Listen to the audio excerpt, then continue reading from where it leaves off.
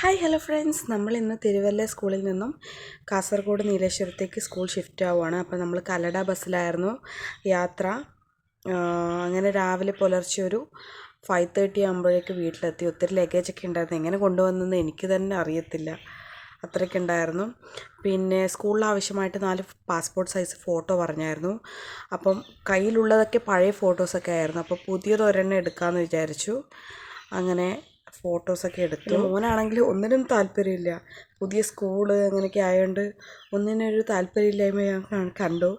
അപ്പം പുതിയ അഡ്മിഷൻ എടുക്കാൻ വേണ്ടിയിട്ട് അച്ഛനും കൂടെ ഉണ്ടായിരുന്നു. അപ്പോൾ ഇതായിരുന്നു എടുത്ത ഫോട്ടോ. എങ്ങനെയുണ്ട്? അപ്പോൾ അവന് ഞാൻ കാണിച്ചു കൊടുത്തു. നല്ലൊരു ഫോട്ടോ ആയിരുന്നു, എനിക്കും ഭയങ്കര ഇഷ്ടപ്പെട്ടു ഇത്രയും നാളെടുത്ത ഫോട്ടോയിലൊക്കെ.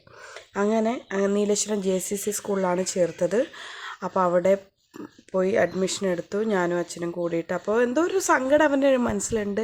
എനിക്ക് തോന്നുന്നു തിരുവല്ല വിട്ടു വന്നതുകൊണ്ടോ എന്ന് എനിക്കറിയത്തില്ല. പിന്നെ അങ്ങനെ യൂണിഫോമും തന്നു, യൂണിഫോമിൻ്റെ തുണിയൊക്കെ തന്നു. അപ്പോൾ അളവൊക്കെ എടുത്തിട്ട് യൂണിഫോം 2 ദിവസത്തിനുള്ളിൽ കിട്ടിയായിരുന്നു. പുതിയ സ്കൂളിൽ യൂണിഫോം എങ്ങനെയുണ്ടെന്ന് പറയണം.